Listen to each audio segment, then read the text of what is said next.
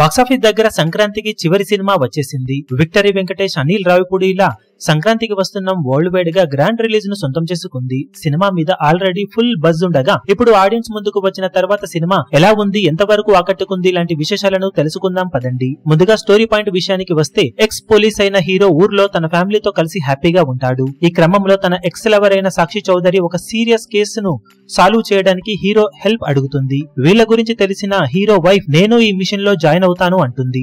ఇంతకీ ఆ కేసు ఏంటి, ఆ తర్వాత కథ ఏమైంది అన్నది ఓవరాల్ గా సినిమా మిగిలిన స్టోరీ. ముందుగా ఇది ఏదో సీరియస్ టోన్ తో సాగే సినిమా కదో లేక న్యూ ఏజ్ స్టోరీనో కాదు అన్న విషయం అందరికీ తెలిసి ఉంటుంది. టీం కూడా అదే మొదటి నుంచి ప్రమోట్ చేస్తూ వచ్చారు.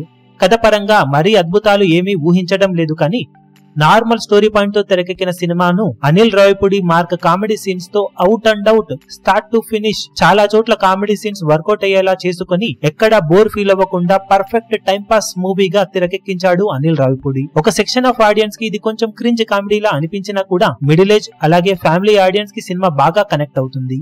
ఎప్పటిలానే విక్టరీ వెంకటేష్ తన పర్ఫార్మెన్స్ తో ఆకట్టుకోగా F2, F3 లో లవ్ క్యారెక్టర్ లా కాకుండా ఈసారి కొంచెం సటిల్డ్ కామెడీతో కుమ్మేశాడు. సినిమాలో వెంకీ కొడుకు రోల్ చేసిన చిన్నోడు ఫస్ట్ హాఫ్ మొత్తం ఒక ఊపు ఊపేశాడు. తన కామెడీ టైమింగ్ కానీ కొన్ని హిలేరియస్ సీన్స్ కానీ ఎక్స్ట్రాడినరీగా వర్కౌట్ అయ్యాయి ఫస్ట్ హాఫ్ లో. ఇక హీరోయిన్స్ ఇద్దరు కూడా తమ తమ రోల్స్ లో పర్వాలేదనిపించే విధంగా నటించి మెప్పించారు. మిగిలిన క్యారెక్టర్స్ అందరూ కూడా ఆకట్టుకోగా పాటలు ఆల్రెడీ మంచి హిట్ అవ్వగా విజువల్ గా కూడా చాలా బాగున్నాయి. బ్యాక్గ్రౌండ్ స్కోర్ పర్వాలేదు. ఎడిటింగ్ అండ్ స్క్రీన్ ప్లే చాలా రొటీన్ గానే ఉంటుంది, కానీ ఎక్కడా పెద్దగా బోర్ ఫీల్ అవ్వకుండా ఉంటుంది. ప్రొడక్షన్ వాల్యూస్ ఇంకా బాగుంటే బాగుండేది అనిపించింది. ఇక అనిల్ రావిపూడి మరోసారి ఆడియన్స్ తన నుండి ఎలాంటి సినిమా ఎక్స్పెక్ట్ చేస్తున్నారో అలాంటి మూవీనే ఇచ్చారు.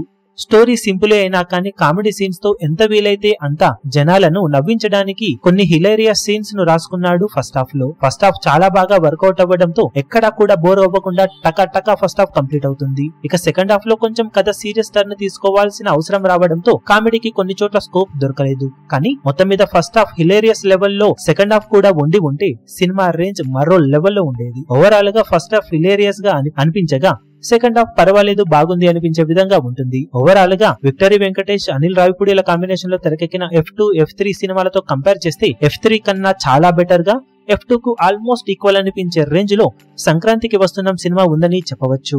సినిమాలో కొన్ని అప్ అండ్ డౌన్స్ ఉన్నా కానీ పర్ఫెక్ట్ సంక్రాంతి పొంగల్ మూవీ సంక్రాంతికి వస్తున్న cinema. Victory Venkatesh family audience best package అని చెప్పవచ్చు.